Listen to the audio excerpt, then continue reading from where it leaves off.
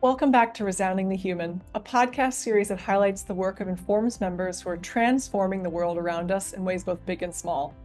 Today's episode was recorded in the countdown to the 2025 INFORMS Analytics Plus conference and features members of the Edelman Award finalist team from USA Cycling, who were ultimately named the winners of the 2025 Franz Edelman Award.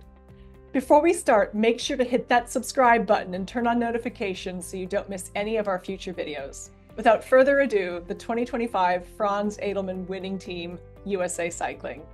So to start, could you briefly introduce yourselves and the finalist project you're being recognized for in this year's Franz Edelman Award competition? My name is Ryan Cooper. Obviously from USA Cycling. I guess I'm senior data analyst, but I can kind of consider myself a jack of all trades in terms of everything data and performance analytics related at USA Cycling.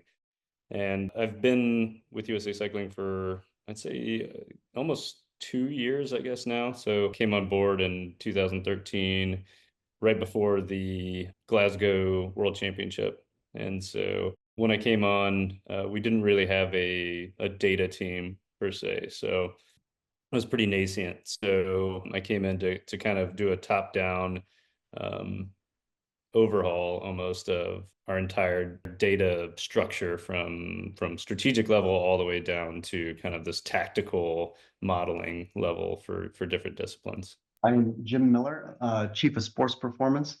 I've worked at USA Cycling since 2001, 24 years. I took a brief hiatus a couple of years ago, but otherwise I've been here for 24 years. I'm primarily responsible for overseeing all of our national teams with all of our disciplines from Olympic Games down to Talent ID. So analytics is at the core of the Franz Edelman Award. Could you share a moment in the project where you had to get especially creative with your analytical methods or tools? I've been doing analytics or OR for quite a long time. So my undergrad was from University of Texas in electrical engineering. I worked in aerospace and defense for a long time, and then went back for master's and all but dissertation and PhD in OR at SMU. And one of the things I learned was that as I pivoted from that kind of industry into endurance sports, is that when you try to apply like traditional analytics and operations research into kind of the human area, into like human and physiology, there's a lot of places where you find that, humans aren't machines, they're not widgets, they're not like mechanical, pieces of equipment that just fit nicely in a box that you can just model perfectly. And so a lot of times when you're looking at modeling a human, it's quite a bit different. And so when you're kind of building out these models or building out these data analytics, that's one thing that you have to take into consideration is just how different every person is compared to the next person, right? So that was one thing that was really, as we're building out this project, is the individuality of each rider and each athlete is something that we really had to focus on. I would say that the project itself was innovative. Women's team pursuit came into Olympic Games in 2012. We were silver in 2012 against Great Britain. In 2016, we were silver against Great Britain. In 2020, we were bronze against New Zealand. Great Britain was silver. And our goal had been to win the gold medal, not to earn a medal. And we hadn't been able to crack the code. And the very first thing we tasked Ryan with outside of our strategic medal expectancy was to build a performance model that would help us win a gold medal in Paris. What it ended up doing, Ryan did a huge amount of OR on this in mathematics, but what it really did for the coaches was gave them a roadmap and boxes to check to ensure that they had all the parameters in place. Once we did that, then the model ran as it was expected, and as long as the athletes performed as we believed that they could perform, and we had all the boxes checked, then we were pretty confident we were going to be really competitive. So the results of this project clearly made a significant impact for the U.S. women's cycling team. Could you share some behind-the-scenes insight on this at perhaps the 2024 Paris Olympics? Well, two of our team pursuit athletes. Team pursuit is 4 riders that race 4K on a velodrome from a standing start. Time is taken on the 3rd rider, so it is absolutely a team event. 2 of our riders raced the road race 2 days before, and one of them crashed. So part of this human human element of modeling is things happen, and you can't account for that. You can plan the best you can plan, but then you get these wrenches all the time. I think our biggest challenge was one, getting this athlete healthy. We had about 2 days to do it. She wasn't significantly hurt, but injuries, or when you hit the ground, it can take a couple days for you to feel normal or good again. We didn't have a couple days. The other challenge was we didn't have as much time training in the line for the team pursuit as you would normally want to train, or you would expect to train, or you would hope you would have. 3 of the 4 athletes race on professional road teams. So we were grabbing time and doing training camps for 2 years whenever we could. And we probably only had all 4 riders together, maybe 2 times in 2024. So we were really reliant on the model and what we thought we could do if we got all the parameters right. Because we didn't see it. We didn't have a time with the team to really see it come together. I remember, I think it was the morning of the qualifying round. So the first round, the way this works is the first round is the team riding solo for time on the track. And so, and you don't really know. So you have the environmental conditions. And so, and I'm texting Jim, and I was like, okay, what's the air pressure, the air density on the track? And he's coming back at 1.14, 1.142 or something. And so plugging that into the model and, and running it and coming back and saying, okay, with the pull strategy that we're going for, meaning like how many half laps is each rider going to be in front from the beginning. So we know the lineup, we know the order, we know what the strategy is going to be, and we say, okay, here's the time that we're going to expect. And so I think we came back with like a 4:05.3 or 4:05.4, something like that. And I think the reaction was still kind of a disbelief. It was still kind of like, well, I don't know if that's going to be what we're going to hit. And the time, they get out on the track and the time comes back 4:05.2. And that's, you get this spark and you go, okay, they knew on paper, they knew in the model, like this should be a time that we can hit because the metrics are there, the numbers are there. Even despite the crash, like we know like all the physical traits and like the characteristics are there with this strategy, with the conditions on the track, with all the rider interactions. We kind of know that this is possible, but then you see it and now the spark's really gone off, right? And then qualified with the second fastest time. Still, New Zealand was still had a faster time at that point, but just marginally. And when you compared that to where we were in the end of Glasgow, so that rewind a year before, go back to 2023, there was a time where we raced head to head against New Zealand in Glasgow in the second round. So in the second round, you race head to head against another team based on your qualifying time. There was a time in Glasgow where New Zealand was 4 seconds up at the halfway mark. And so when you think about a race that's won by fractions of a second, they were up by 4 seconds at the halfway point. And now you go fast forward a year, Paris in the qualifying match, and we're down by fractions and fractions of a second in the qualifying round to New Zealand. And so now we have this confidence built up. We know, okay, 4:05, Project 4:05 is what we set out to do. That was the number that we had in our head. And now we're 0.2 seconds off of that number, right? Yeah, it was super cool.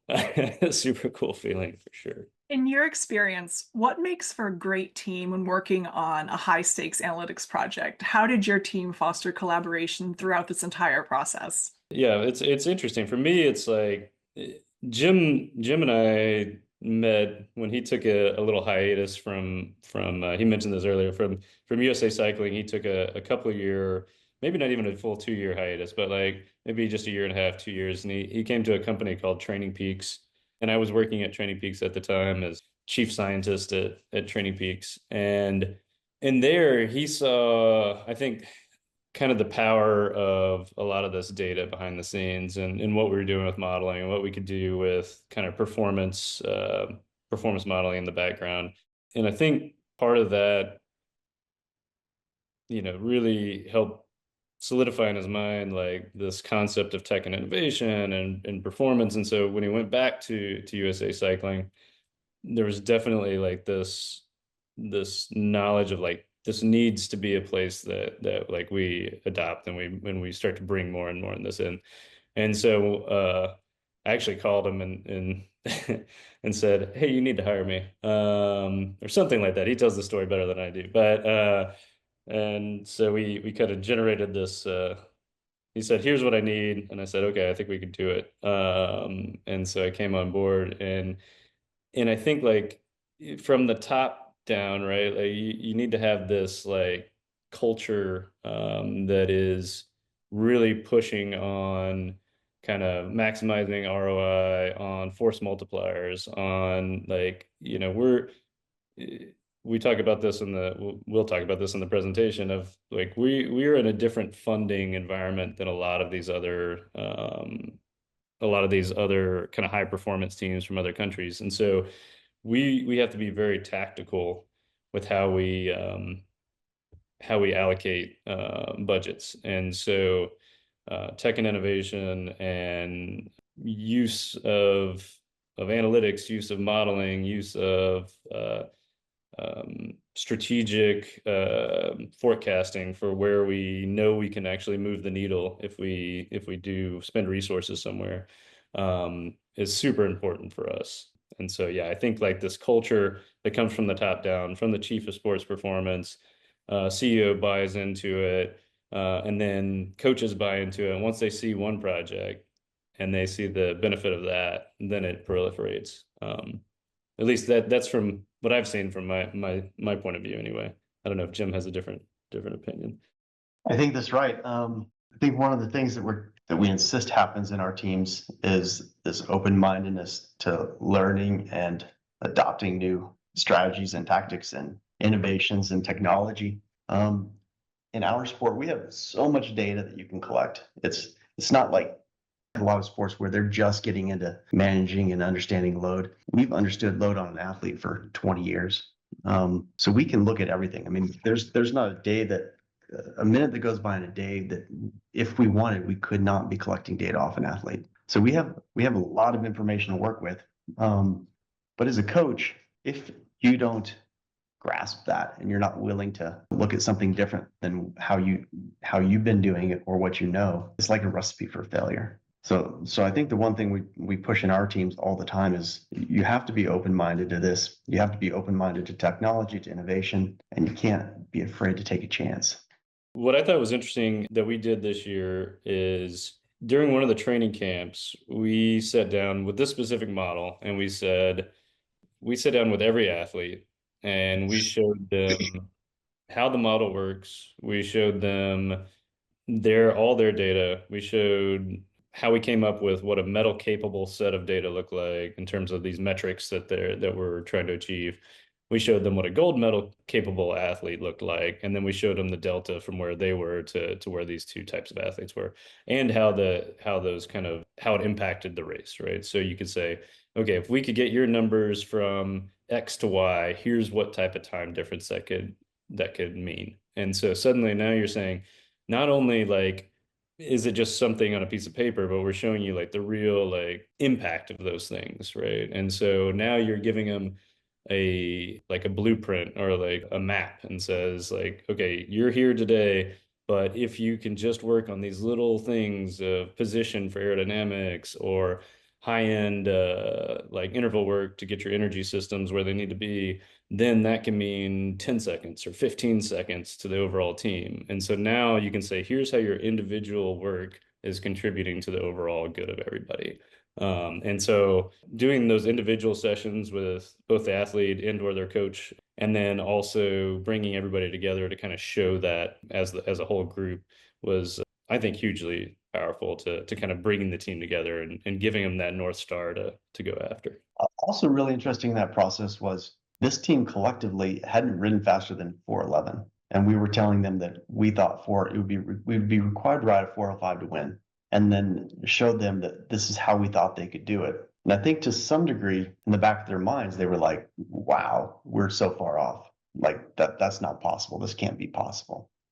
However, individually, if you went to their parameters, they were missing just one or two boxes that weren't checked. So within our roadmap, then individually, we're like, okay, how do we check those boxes? And if this is the amount of power you need to generate when you're on the front. This is the amount of power you need to have in relief. This is the amount of anaerobic power or functional reserve capacity that you have to have by race day. It gave them like individual things that they could work towards to start checking the boxes. Aerodynamics, coefficients of drag. We spent 2.5 years on aero testing and wind tunnel in Silverstone, Great Britain. And once they saw all the boxes, I think to a degree, they were like, okay, it's not possible, but we have time to start working on these individual parameters. So if we do, then maybe Ryan's right. It was nice to be right. Being right is always great. My weakness. Yeah. Yes, it's nice to be right. I very rarely am right, but in your opinion, how do you see analytics evolving in your industry over the next 5 to 10 years, and how do you plan to stay ahead of the curve? I would say in our sport, we've always had sports scientists, we've had physiologists, nutritionists that are working on human performance, biomechanics. Those professionals would primarily, I think, be hobbyists in engineering and technology, statistics, analytics, those disciplines, I guess, if you will.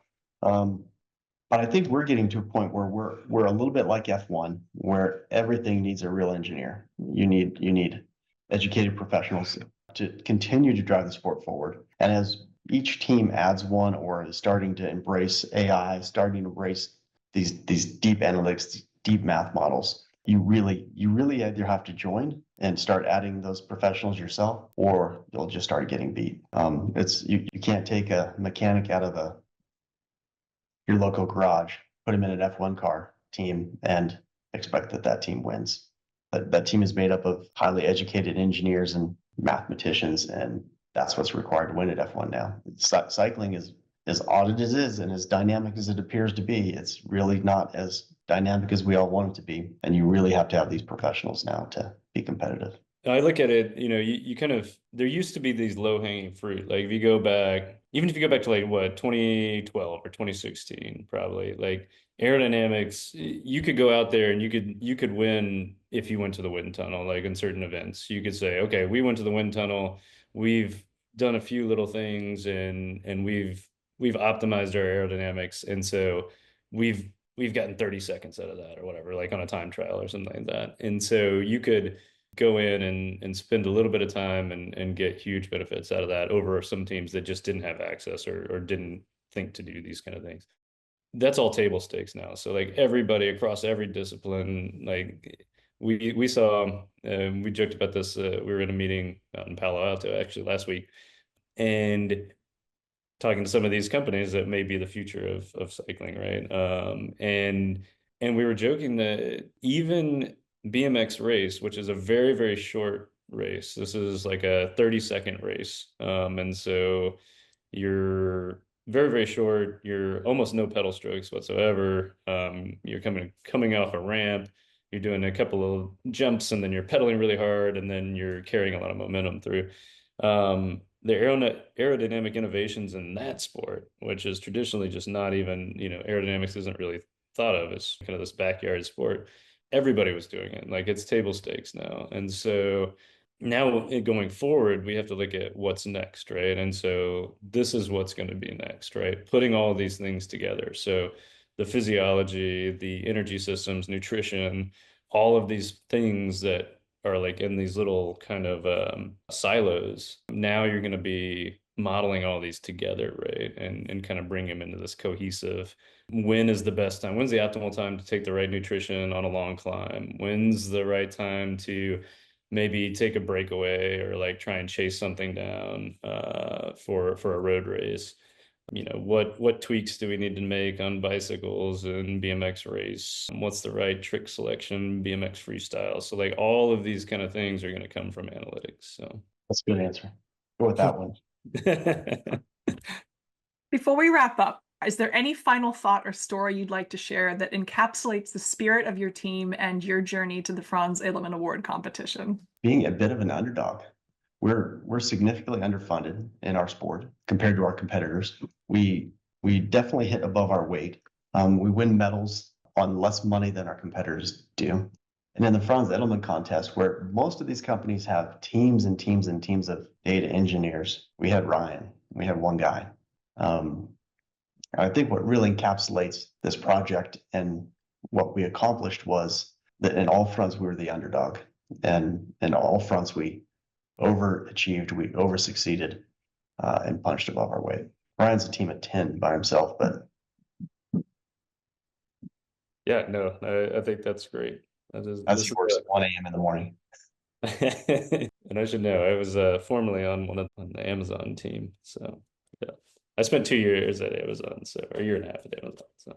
Well, thank you both so much for taking time to share this special insight into your finalist project. I wish you the very best of luck in the Franz Edelman Award competition, and I look forward to meeting you in person in Indianapolis for the 2025 INFORMS Analytics Plus conference. Thank you so much, Ashley. Everyone, thanks so much for watching, and congratulations again to the team from USA Cycling. If you enjoyed this video, be sure to give it a thumbs up and comment down below. I'd love to hear your thoughts. See you next time. Please welcome to the stage to receive the first place 2025 Franz Edelman Award for Outstanding Achievement in Operations Research, the team representing USA Cycling.